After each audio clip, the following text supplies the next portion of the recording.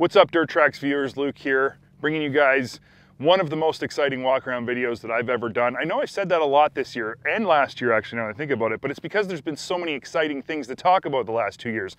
This one, though, I know is something that's on everybody's mind, something you guys want to know more about. AJ did a video right at the release of this side-by-side, but we hadn't ridden one at that point. I'm out here in Glamis, and I'm bringing you guys Can-Am's new Maverick R. This is the XRS model full jam. And obviously the first thing that stands out to you about it is its looks. It is a very different looking side-by-side. I mean, the lines of it are generally speaking pretty similar to what you're used to, but you've got this crazy looking front suspension, and when we get closer to the rear suspension, you'll see that it's pretty crazy looking too. So what is this thing? What's making it special? This is just a walk around. I haven't ridden this yet, so we've got a full test ride coming on this model coming up soon, so stay tuned for that. But for right now, this is just my first impression, so don't expect me to give you all the nitty-gritty about how it actually works. I just want to show you what it's made of, so to speak. So right here, this again is the XRS model, which means it's loaded. It has Smart-Shox. It's got all the bells and whistles. What you see is a stock version, so there's no accessories on this. This is exactly how you get it from the factory. Right away, let's just talk about the elephant in the room. Can-Am calls this the tall knuckle design. So they don't actually, amazingly, Can-Am doesn't have an acronym for this. They have an acronym for everything, but not for this.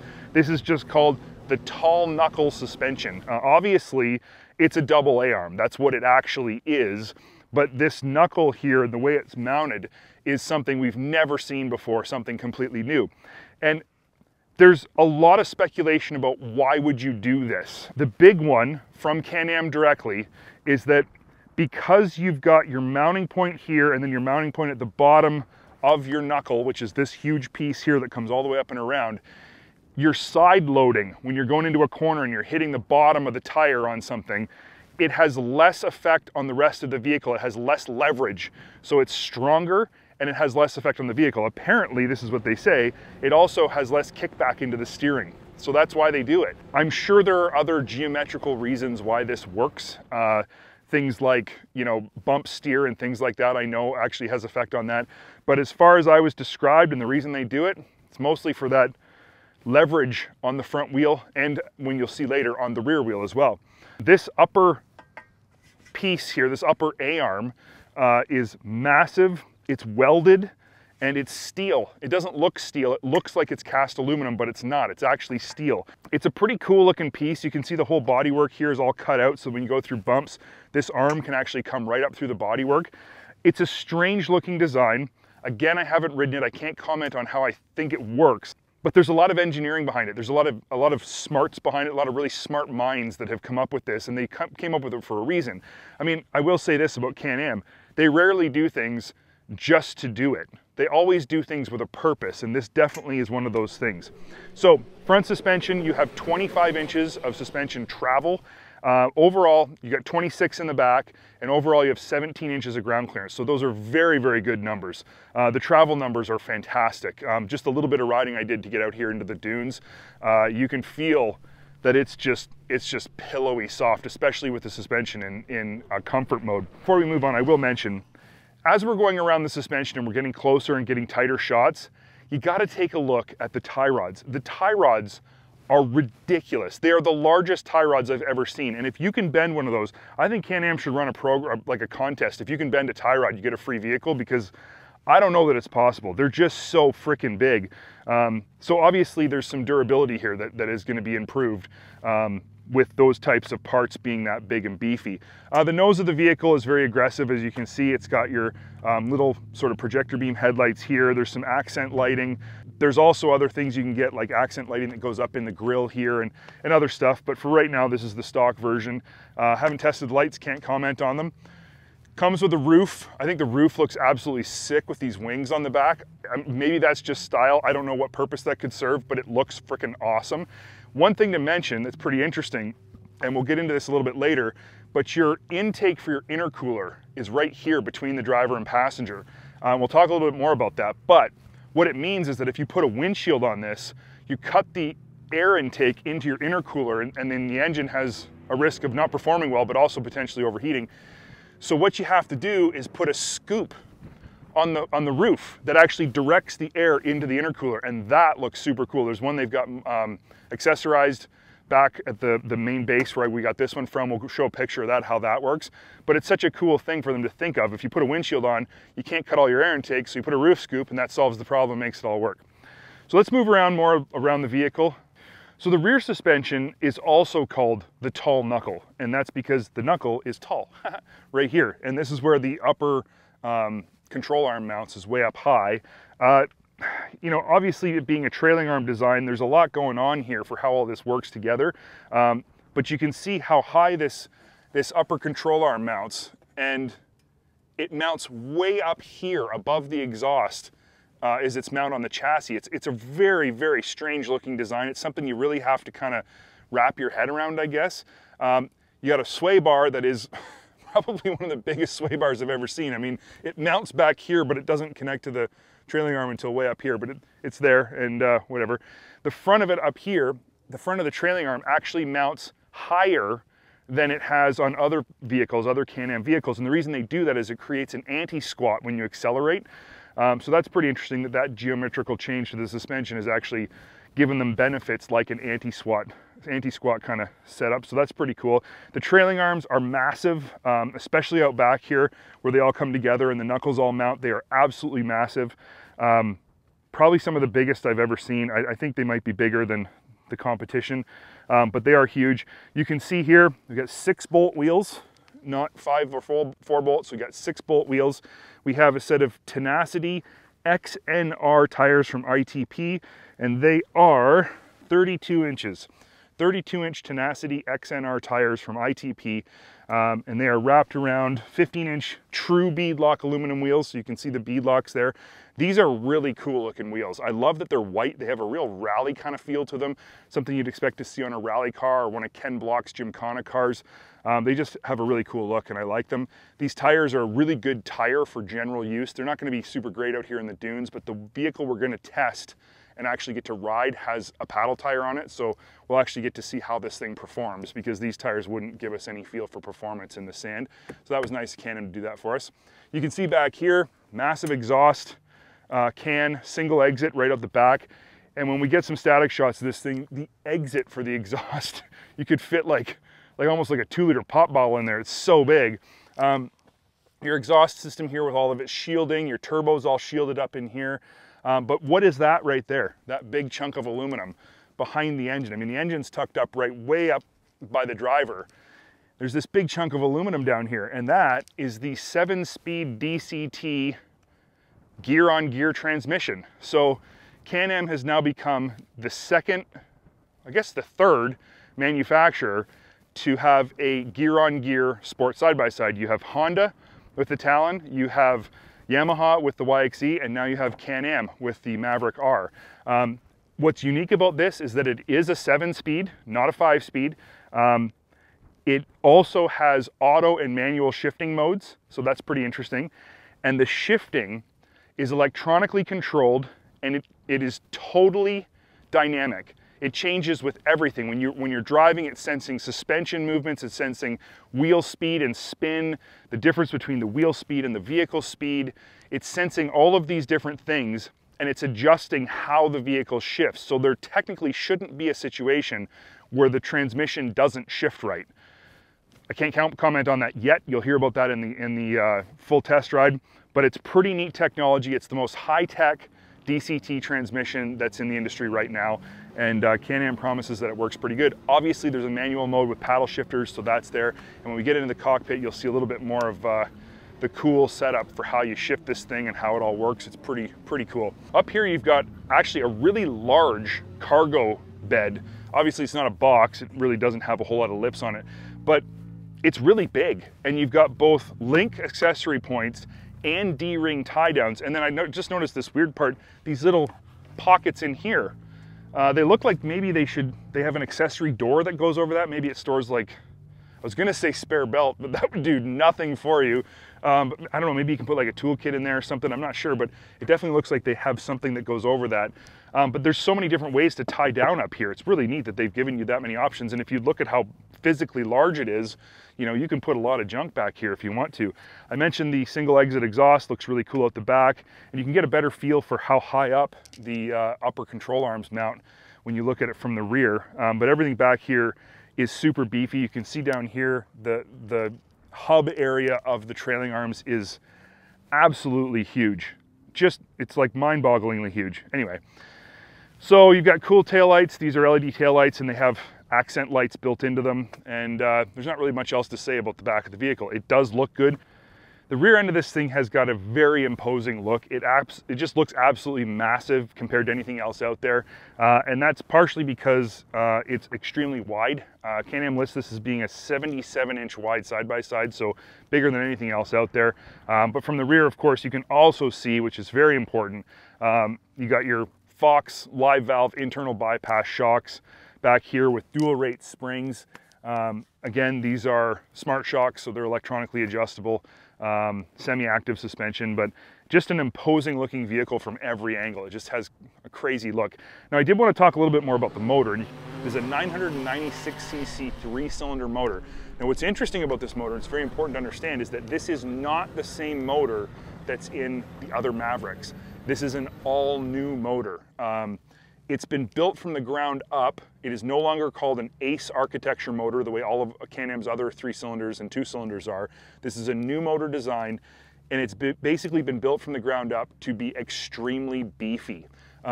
It's designed to take massive horsepower and be able to live through it. So basically the guys from Can-Am, all they could say is that every part of the motor has been beefed up versus the old motor, and it's, again, a different design.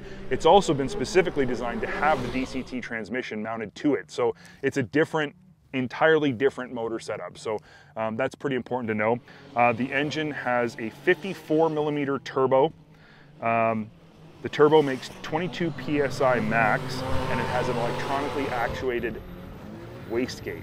It makes 240 horsepower. That's the number that everybody already knows. So completely new drivetrain, completely new motor, making completely new and unbelievably high horsepower, 15 more horsepower than the most powerful side-by-side in the market at the time they released this. So that's pretty incredible. And yeah, it also has one other really, really cool feature that I want to talk about, and I'm going to do it while I'm sitting right here because I don't want to stand up. It has an anti-lag system. So there's 3 drive modes, and I can't remember what they're called right now. It doesn't really matter, but the highest end drive mode, so engine mode, is called Sport Plus. And when you're in Sport Plus, the engine completely sounds different. The RPM goes up dramatically, and the engine has a really weird sound to it. And the reason it has a weird sound is because when it's in that mode, Can-Am is electronically controlling the center cylinder. They are shutting off the ignition and the fuel intake. So the cylinder acts only as an air pump.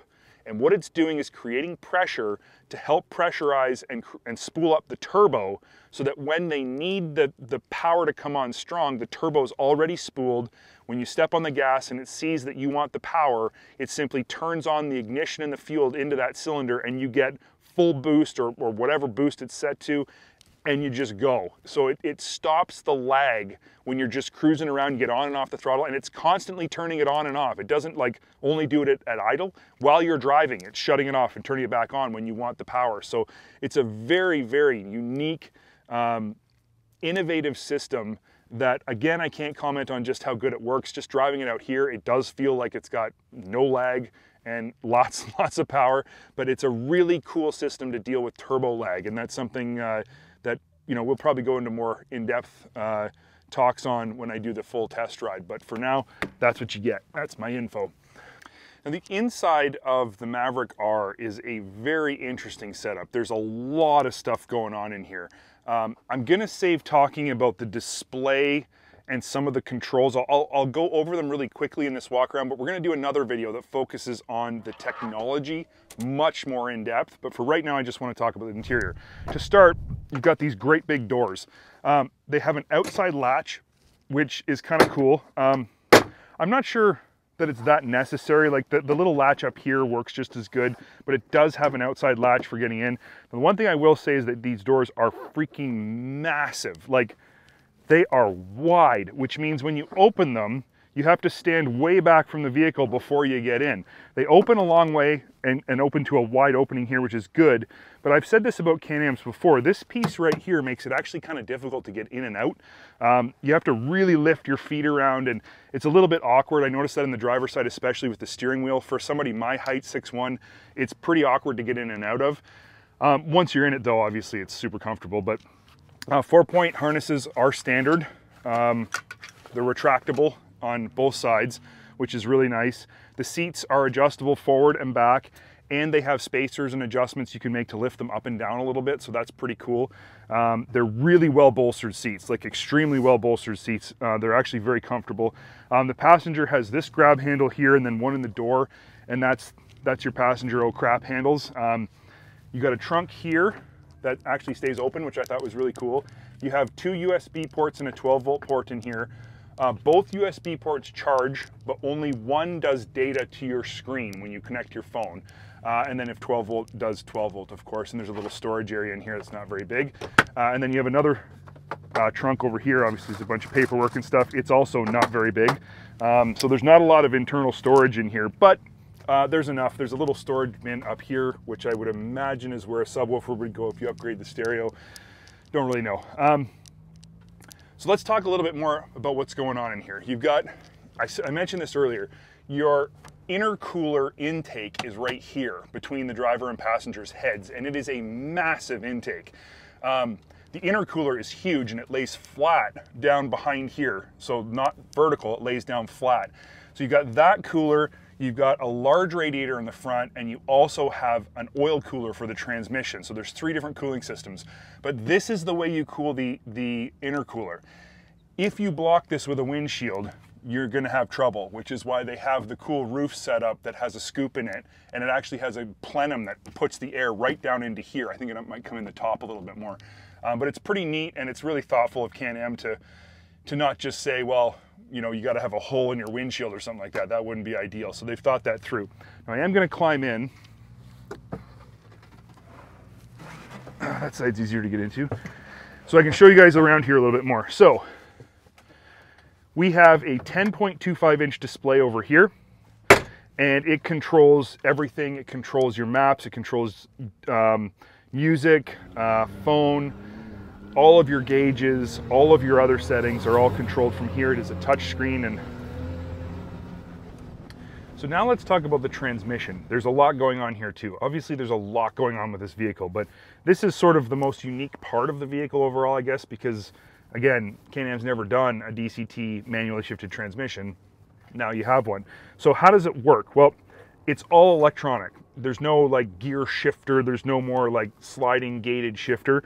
Right here you have your overall drive mode. So you start the vehicle, it always starts in park automatically. It always defaults to park when you shut it off. So when you start the vehicle, you have to select either drive or reverse, and that's simply by pushing the brake and pushing this lever back and forth. So once you're in drive, you have some options here.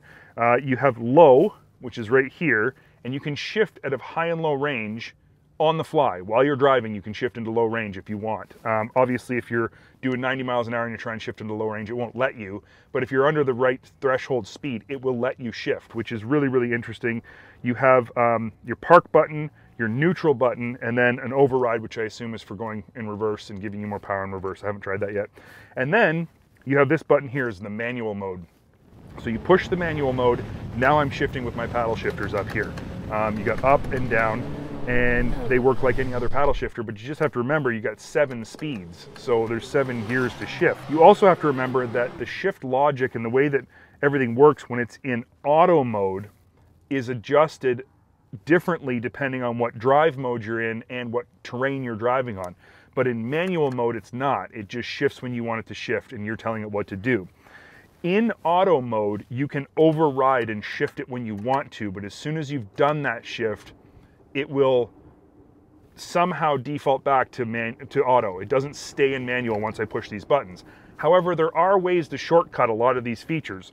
So when I'm in, say, auto mode and I want to go to manual, I can either push the manual button right here, or I can just pull both paddles in for like a second and it goes into manual mode, and now I'm paddle shifting. Let's say I'm in manual mode and I want to go to auto, just pull these in, and it'll show up on my screen that I'm now in auto mode. So you can shift that way. You don't have to mess around with all of these things. You can also shift from low to high by pulling the shifter down here backwards into drive. So you pull it into drive and you're driving, and let's say I want to go to low, I just pull back on it, hold it for a second, I'm now in low. And I pull back and hold it a second, I'm in high. So there's some shortcuts and things you can do that get you to where you want to go quicker with the transmission. But again, it is all push button, it's all electronic. It feels good. The paddles are in a good place. They don't turn with the wheel, but they're really, really long. So I think that you wouldn't have trouble when you're moving around the steering wheel to be able to shift how you want to shift, which is pretty cool. The seating position that I'm sitting in right now it feels weird. Honestly, it's hard to describe. I feel like I'm sitting up really high. And I think the reason for that is because the vehicle is sitting up really high. I feel like I'm way off the ground. My butt actually isn't that much higher up than it would be on any other sport side-by-side, but I feel like I'm sitting more vertical versus more laid-back kart style. It's comfortable. It just feels different than what I'm used to. As I mentioned, the seats are comfortable, and I really like that. The steering wheel's a very interesting shape, but it's super grippy, so holding on to it is like no problem.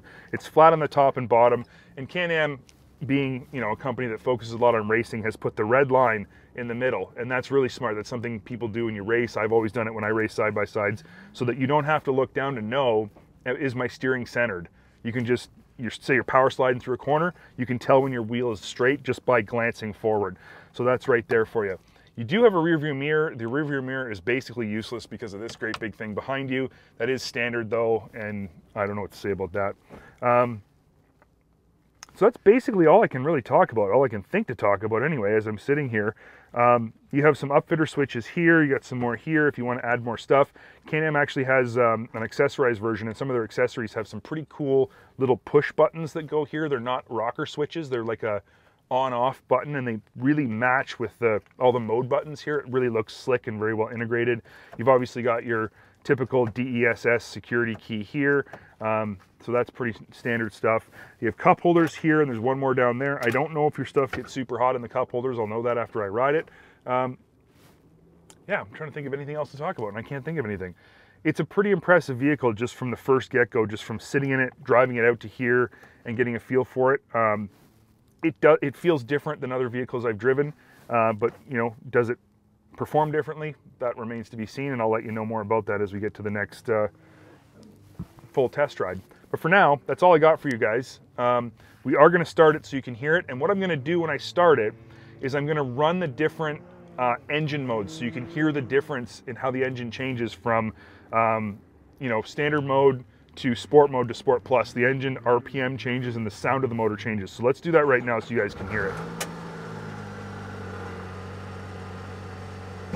So I want to give you guys, so you can hear the different drive modes or engine modes, and it's pretty interesting. So this is just basic mode.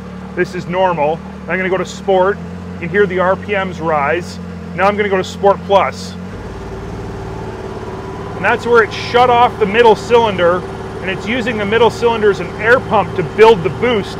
The boost right now is at 19%. So if I go back to normal mode, boost goes to 0%. So that's what it's doing, and that's why it sounds funny. But it's pretty neat that there's those three modes, and that it physically makes a difference to how the engine works.